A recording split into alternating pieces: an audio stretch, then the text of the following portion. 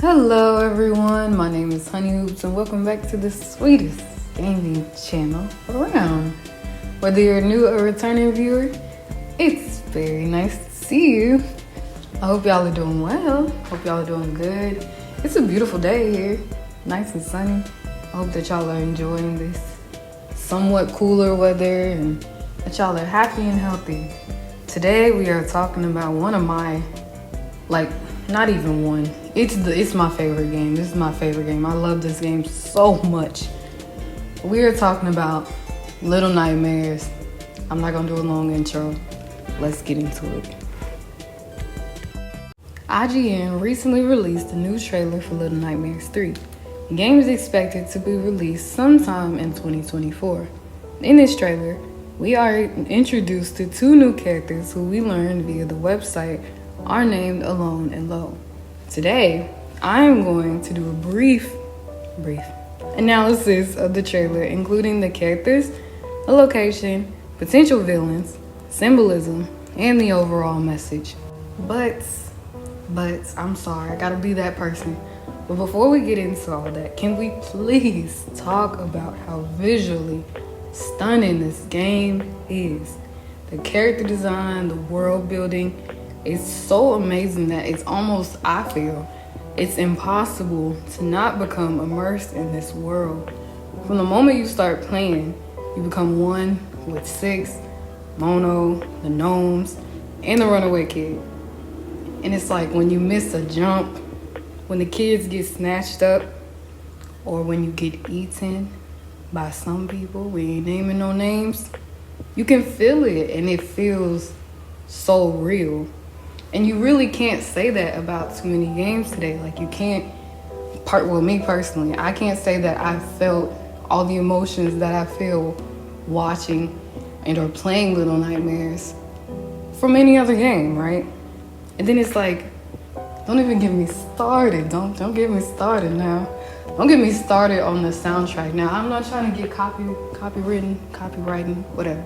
I'm not trying to get in trouble, but I have to play this little clip because this is like this song, I don't know, something about it coupled with the scene excuse me, of what actually happened is just, I'm gonna just play it.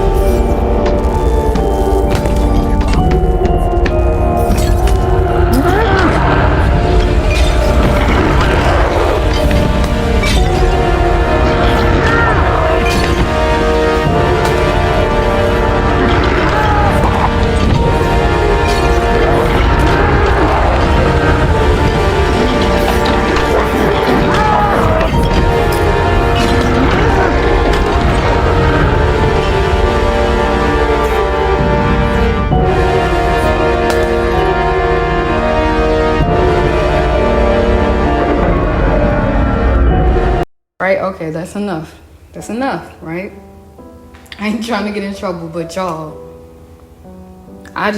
before I got started, I just wanted to give this game its flowers and just acknowledge how much of a wonderful job Bandai Namco, Taser Studios, and now they switched studios. I'm not sure who they're working with now, but just how amazing of a job they've done building this world, creating this magnificent, like, even if you know the lore, you still don't quite understand the storyline.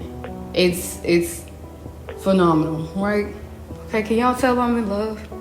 Can y'all tell I'm in love right now? Because I am. Anywho, yes, let's get into this analysis. That's enough talking. Let's get into this analysis, starting with the characters. The most notable difference is that the two can be seen drawn with more designed and unique clothing, unlike previous characters in the game. I believe that their designs reveal some characteristics about them as well as some backstory and world building. So here's some of the conclusions that I have come to.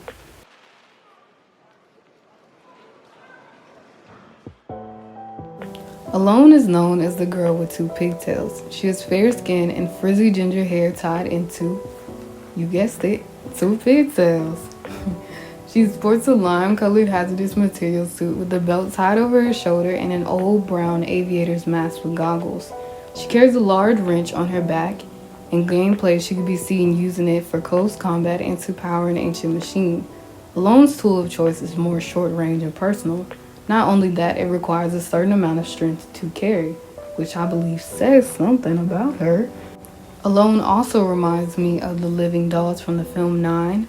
Nine was about a character by the name of Nine as well, who springs to life after finding himself in a post-apocalyptic world where humans no longer exist, and the only signs of life were other sentient rag dolls like Nine and the machines that wanted to hurt them.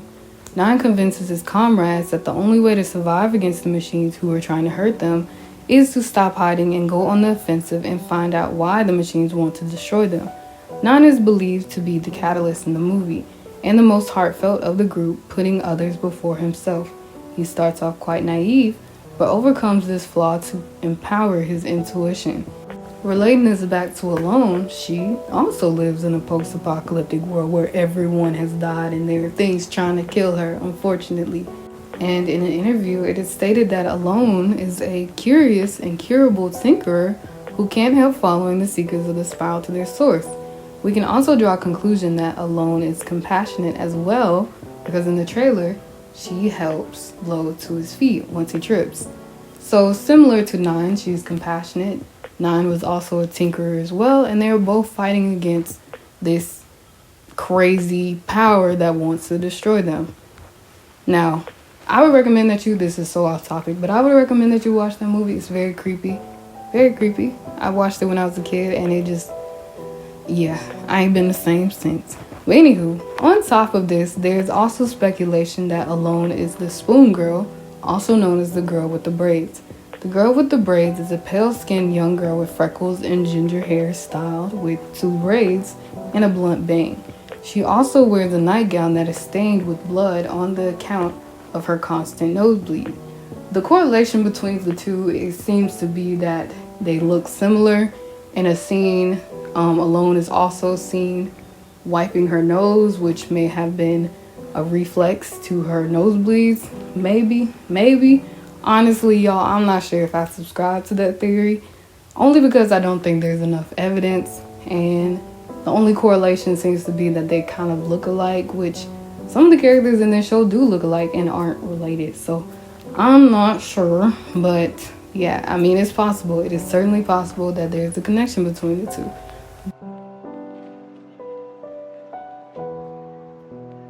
Lo is known as the boy in the raven mask. He has dark skin and an afro style with freeform dreads. He wears a dirty tan short sleeve shirt and dark gray shorts. On his left hand, he wears a single white fingerless glove as well as a blue cape with a blue and red bracelet around his ankle and his signature white raven's mask with one eye hole being smaller than the other. And unlike Alone, Lo uses far range attacks, and with his bow and arrow, he can be seen using it to shoot down items, attack enemies, and activate hard-to-reach contraption. His other tools include an umbrella, seemingly made from crow feathers. He is also able to use mirrors to travel long distances similar to Mono. It is speculated that he may even be able to control crows as well. In addition, I find it interesting that the character most associated with birds would be called Lo, when birds are usually associated with freedom and flying high. Could this represent his limitations and maybe that he is like a bird with clipped wings, or that he is trapped in his situation?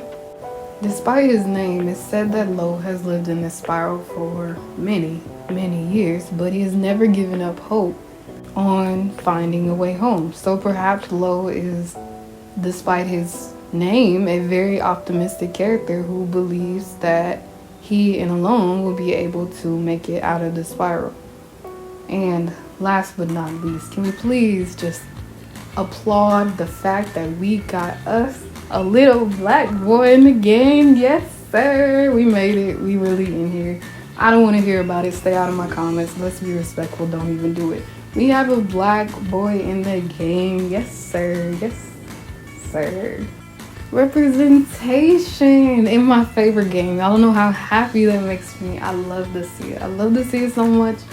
And I can't wait to see what he does, y'all. I'm just so happy.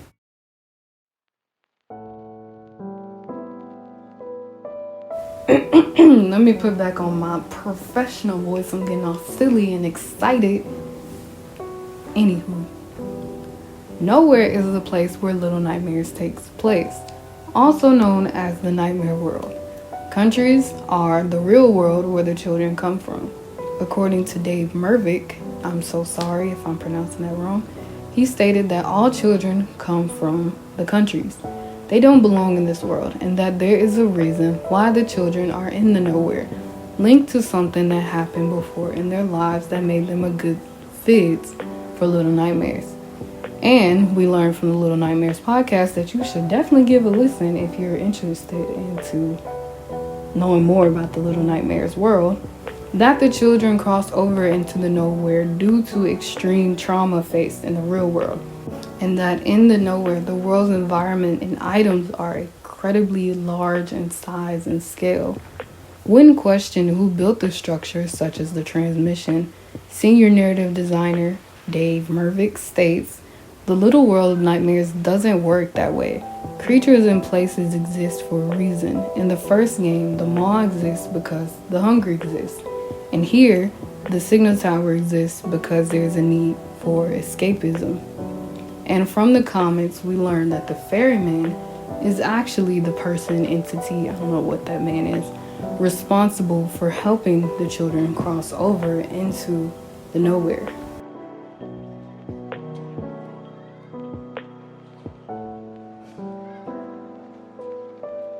So far, we know that the two currently reside in the spiral, which has been described as a cluster of disturbing places. And within the spiral exist 3 areas that I will try to talk about. Nocropolis, the fun fair, and the factory.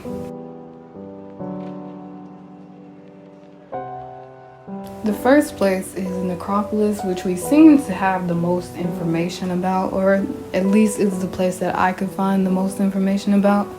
The name Nocropolis stems from the ancient Greek meaning city of the dead. Nocropolis is a mysterious desert and one of the first dystopian lands encountered in the spiral, filled with strong winds and sand filling the air. The area is covered in a yellow tint with various stones, old abandoned machines, and even the luggages of the inhabitants filling the desert.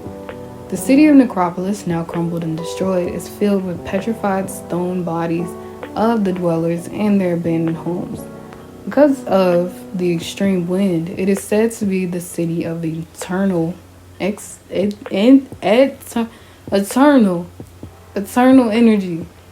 Goodness.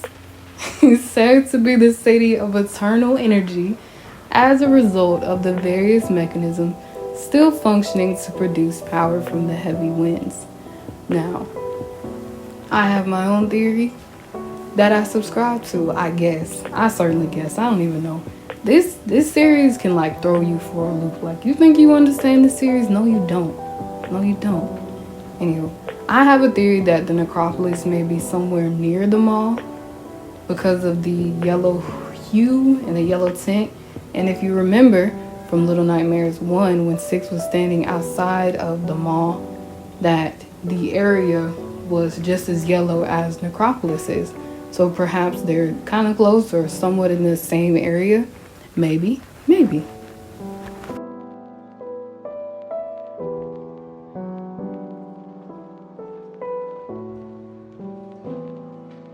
The next area is the factory, which we don't really know much about. The factory is filled with lollipops. It appears that this factory in particular was occupied in producing lollipops and maybe other candies. The interior is messy, cluttered with broken used objects. Red sludge can even be seen leaking out of the pipes and or flooding on the floors, which may be blood, maybe. The poor sanitary condition of the factory results in tiny bugs scattering about it. which in so many words, I'm just saying that this is an abandoned factory that is very messy. There may be something in the pipes that is killing people or eating something that is resulting in that red sludge. I don't know. But all I'm saying is this is an abandoned factory that makes lollipops. And that's pretty much all pretty much all I know for now. I don't really know as much about these two other places. Not a lot of information.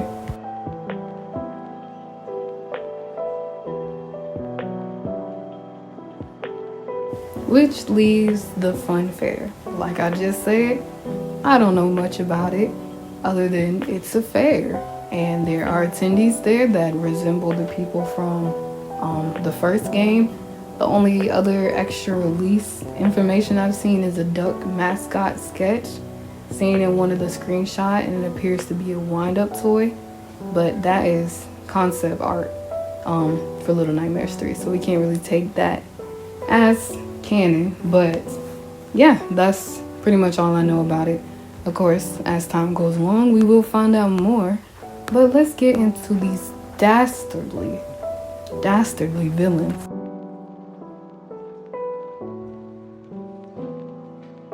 There seems to be 3 potential villains thus far, the most notable being Monster Baby from the trailer.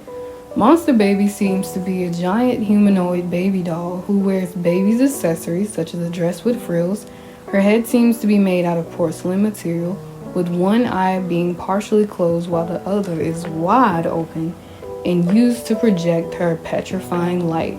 Her hair also seems to be ripped out. She kind of reminds me of when you're little, you have a doll and you kind of abandon it and you didn't play with it and slung it through the dirt and all that good stuff. That's kind of how she looks, yeah? Despite this, Monster Baby is said to not be a bad person. She's more so clumsy and so weak that she's dangerous. And that's what makes her more terrifying. Typical of a child, she may not even be aware of what she's doing. Monster Baby is the only large enemy, and all the other monsters will be similar to what we've seen in Little Nightmares 1 and 2, where they are in the room with you.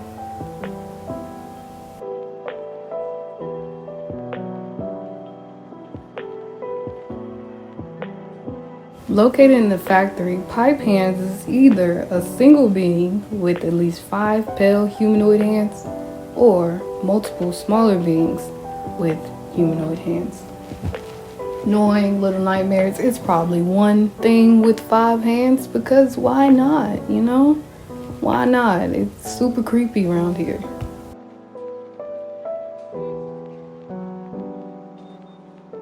The last potential villains may be the fun fair attendees. Similar to the guests seen at the mall in the first Little Nightmares game, they have very big, rotund bodies, stubby limbs, and warped faces, and ill-fitting clothing. Some of them can even be seen wearing carny outfits and security outfits, which means that they very well may be in control of this quote-unquote fun fair.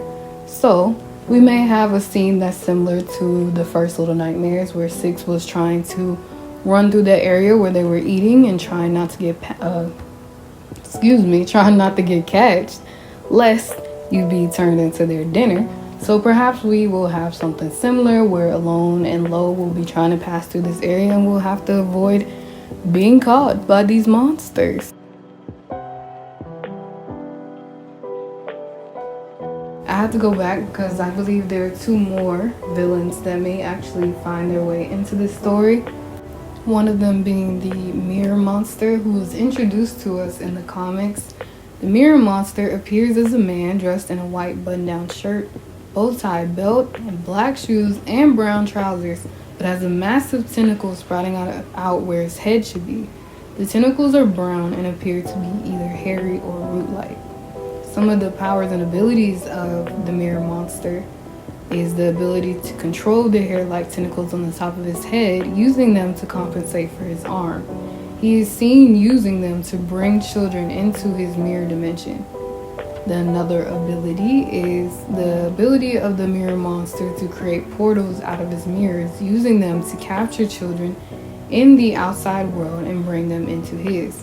He's seen teleporting his tentacles out of his mirror reality and even moving them from mirror to mirror. Now, I haven't exactly seen the mirror monster in the trailer, but to me it would make a lot of sense and it would fit perfectly within this world, considering there are so many mirrors, and the fact that Litlle has the ability to transport through mirrors, that the mirror man would make an appearance.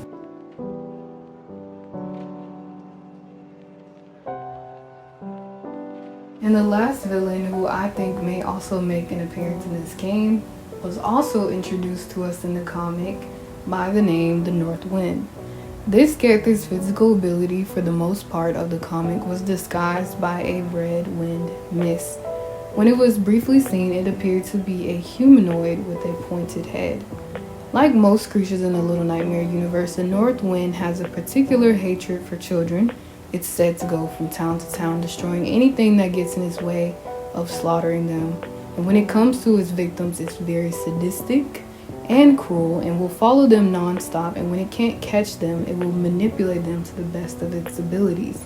It did so in the first comic by presenting the boy his dead sister's corpse.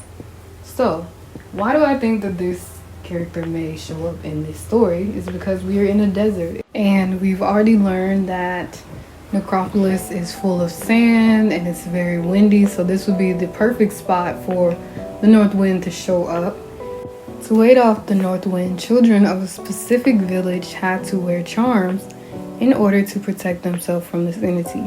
But one winter they didn't, and so the North Wind destroyed their village and presumably killed everyone but a young child and his sister. Now, if you read the comics, you know this young child goes by the Refugee Boy. I personally believe that the Refugee Boy may have a connection or may even be Litlle, because he is one of the only surviving members of the village, and like I said, the children of that village wear charms, and Litlle can be seen wearing a charm on his ankle. Now, granted, like, that is a bit of a stretch, and he does not have the same complexion, but I find that to be an interesting connection, and it may explain his willingness to connect with Alone and why he's willing to take her on as a friend or a partner, because he had a sister. And from the comics, we also know that the North Wind did not kill the Refugee Boy. He left him alive because he had other intentions for him, which would add on to the story of why the North Wind comes after Litlle and Alone if he did so happen to show up in Nocropolis.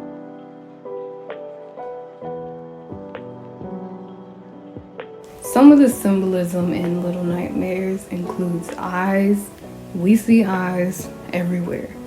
The recurring eye motif exists within the nowhere from the eye-shaped mechanisms or as a symbol found in paintings or drawings throughout the game, leaving speculation that the residents and the children are constantly being watched. These eyes also generally refer to artificial devices which were likely designed to prevent prisoners from escaping and intruders from entering, having a similar mechanism to a security camera.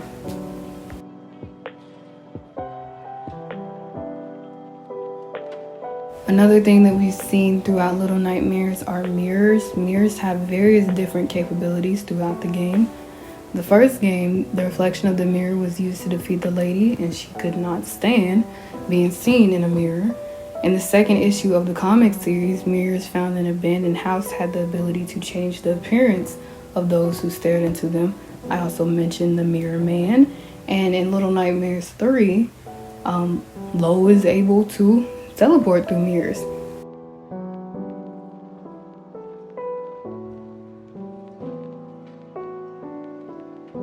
And the last symbolism that I've seen through previous game is the dark smoke. In the end of the first Little Nightmares game, we can see Six being covered in a thick black fog as she expels her powers, and then we see that same black fog seen in the mirror in the trailer, so perhaps that may be a sign that Six will return in this game.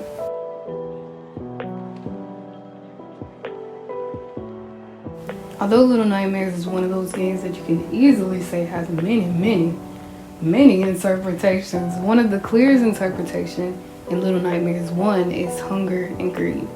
The story battles with the concept and consequences of extreme gluttony, both for those who overindulge and those around them. 6 begins the game as a starving victim, but then turns into something else by the time it ends. It shows how our actions look in the eyes of a child, and how a child can even become the monster they once feared. Little Nightmares 2 focuses more so on the idea of escapism. This is shown mostly by the brainwashing of the TVs, making all the occupants of the city faceless zombie-like humanoids. The creators used escapism as a way to unfold the true nature of the characters. Like, for example, when 6 was engulfed by her music box, she made it her own escape from the world she was stuck in. This showed a new side of her, which we had never seen before.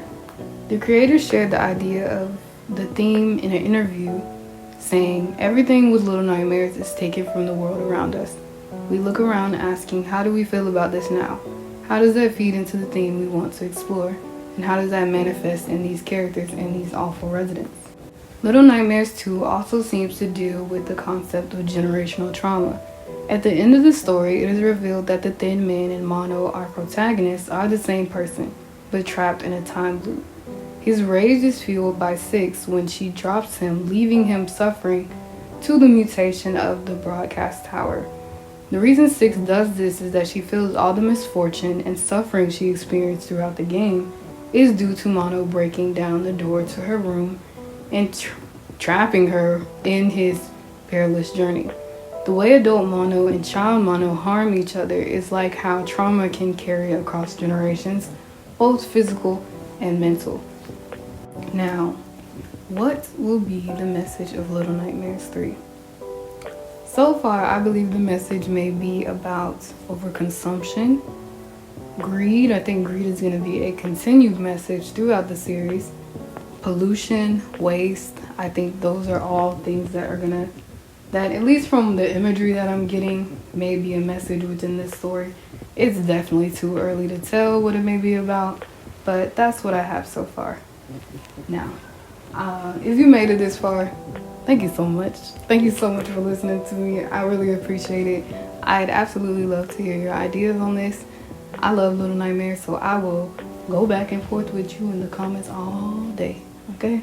I love talking about Little Nightmares. So, tell me what you think. Share your ideas.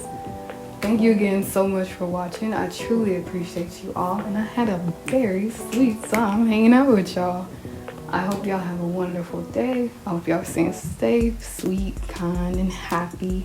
And I really appreciate y'all so much.